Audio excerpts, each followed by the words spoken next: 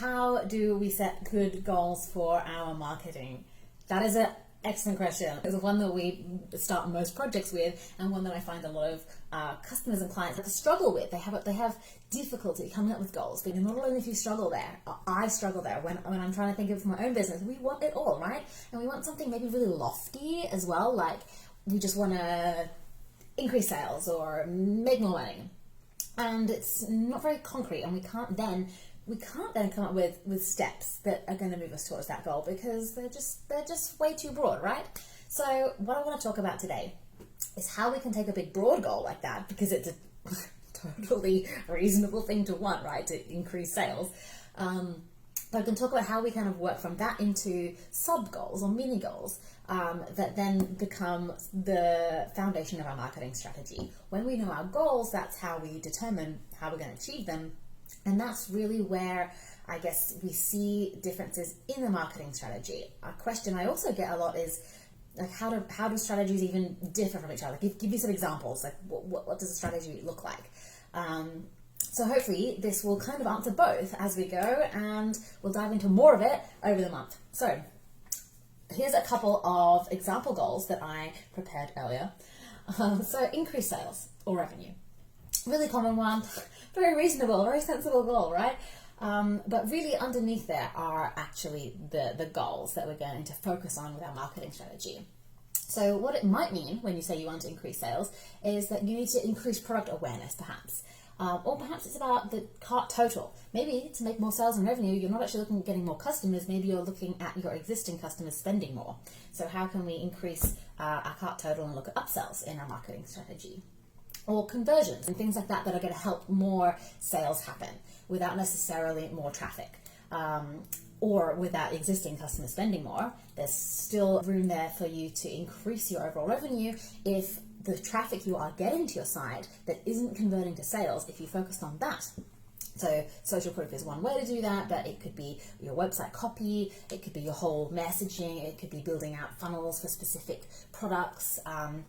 So that's where we start to be able to get strategic, right? And like I just reeled off a couple of different ways it could be done.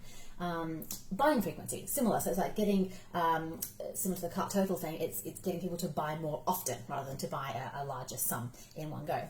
So how we might do that is perhaps email nurturing, perhaps retargeting ads. Even we could go right back and think about the product or service itself. And is there a way that we can, maybe you generally tend to get every 3 to 6 months people coming into your business for whatever it is, beauty service, health checkup, something like a maintenance sort of cycle. And maybe you can look at ways that you can serve people at shorter time intervals, and then we can increase their buying frequency. So hopefully you can start to see how important it is to start getting a bit more granular and a bit more specific about your goals. Let's do another example. Increase brand awareness. So this one here would be something that you might want to do if you don't have products to sell yet necessarily, and at other times, but as an example, if you aren't yet, if you haven't launched your service, but you want to build an audience, you want to increase awareness of your brand, you want to start building that know, like, and trust factor so that when you do have an offer, then people are primed, people are ready, people are used to you and your message, and they understand what it is that you need them to understand before they buy. So here, some goals might be increase our reach or followers and engagement, because we want to create more conversation around what we're doing and have more people hear about us. PR and local media is another really interesting one here, because it's not online. It's not always about digital marketing. You can do all kinds of things, expos, trade shows, flyer drops, which I know a lot of people poo-poo, but direct mail also does have its place, right? So whatever you're currently doing offline, you can integrate with your online marketing if you go into it knowing and have a strategy and you've got your goals set up. If you go into it knowing that that's what you're going to do and you're going to play them off and kind of keep that experience consistent for people who are on digital and non-digital mediums with you.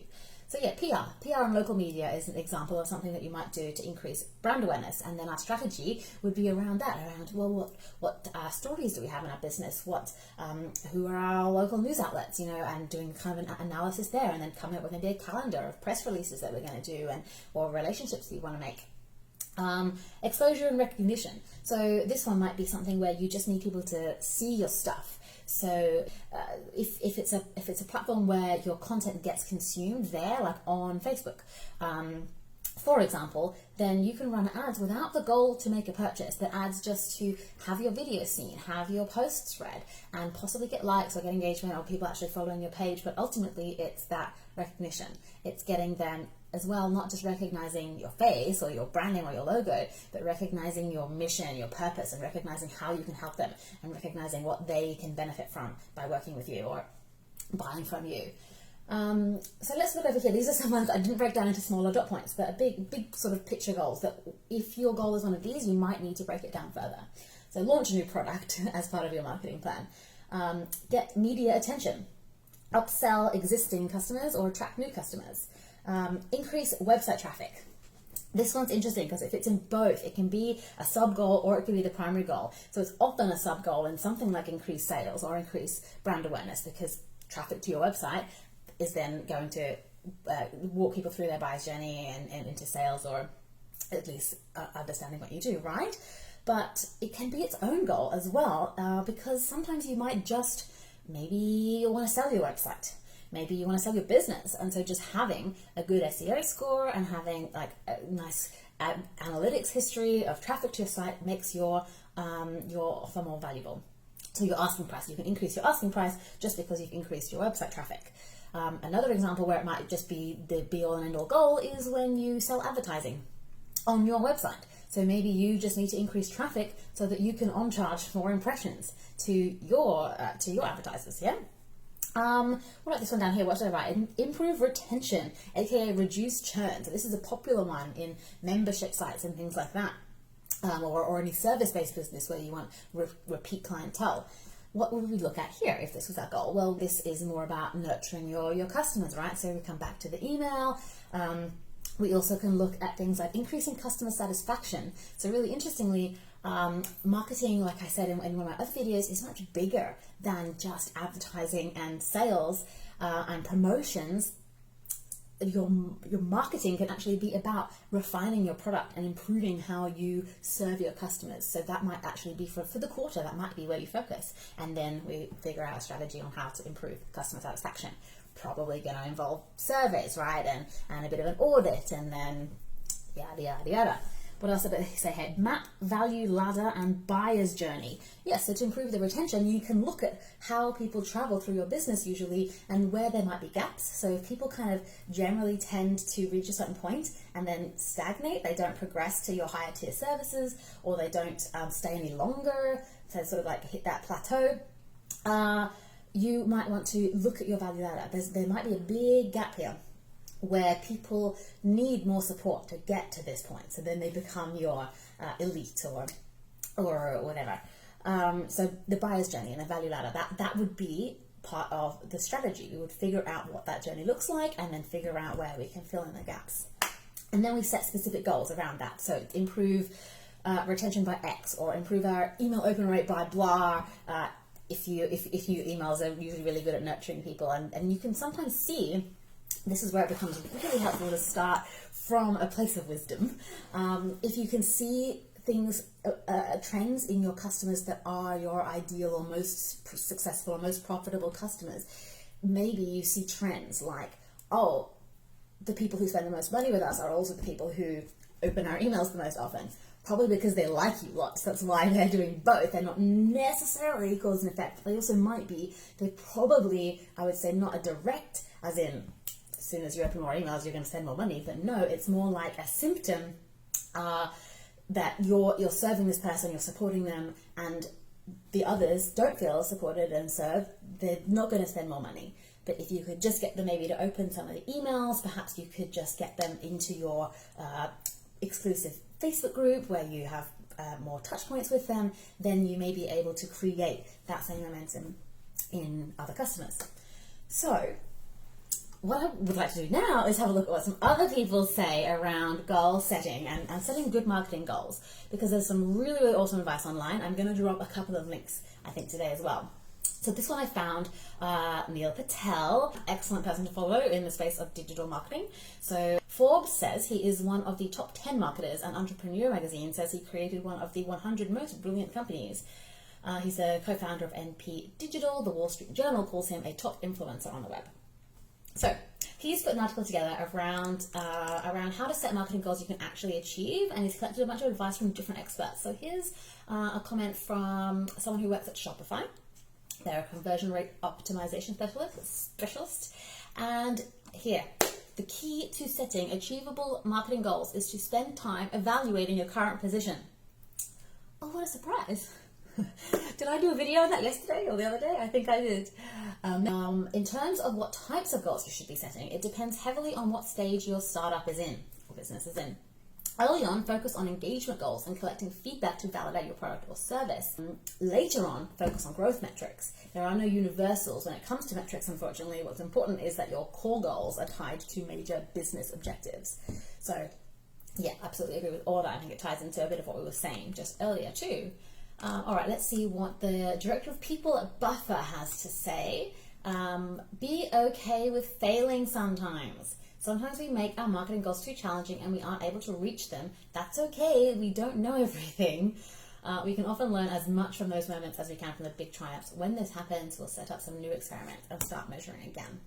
So yeah, this actually speaks to part of what I was saying in my recent video with the 3 little fish, the plan ahead, the think fast, and the wait and see. As part of setting marketing goals, you need to be okay with not reaching some of them. Like, set them attainable, but a bit of a stretch, and be prepared for the realization that you maybe don't have the resources or the staff or the skills or the funds to make it happen, and maybe you need to rescope your goals. That's okay. What else? Who do we have now? Copywriter and digital marketer. The key is to get everyone on board before you start and clearly map out the milestones that need to be hit as we progress towards the goals. That's important if you are working with a team, or even if this is something in your personal life, right? You maybe need people in your household to sort of be aware that you're going hard and you're not cooking whatever for a week. So yes, when you're setting goals, also think about what it takes to implement those goals, and is everybody on board who needs to be on board in your business or in your personal life, because it's going to be pretty hard to succeed otherwise. All right, I might just do one more.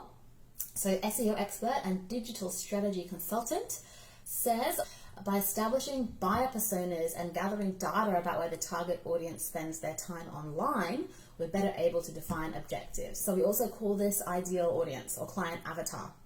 So it's important to know who you want to serve and what they're struggling with, what they're thinking about, what they want from you, what they do and don't understand about what it is that you do or how you help. So absolutely, doing a deep dive, if you haven't already done one at all, then that would be one of the first places I would start if I was to come in and do consulting or do done with you, done for you services in your marketing, in any area of your marketing. I would start absolutely with ideal client avatars, buyer persona, even then start looking at that buyer's journey and the value ladder that I spoke about before.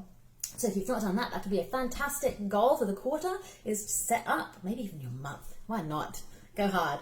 Set up your ideal client avatar, set up a value ladder, figure out the journey, figure out who you're taking on that journey and how you're gonna serve them. What is each layer of better value you can give them, and they'll pay better dollar for it, right? That's the plan. And then it's like, okay, now that we know where we want to take people, who we want to take there, let's set some goals around how many people or how much money we want to make from it, and that should be based in our existing means, perhaps based on your track record, or if you're totally starting from scratch, then just probably based off some industry benchmarks and your budget.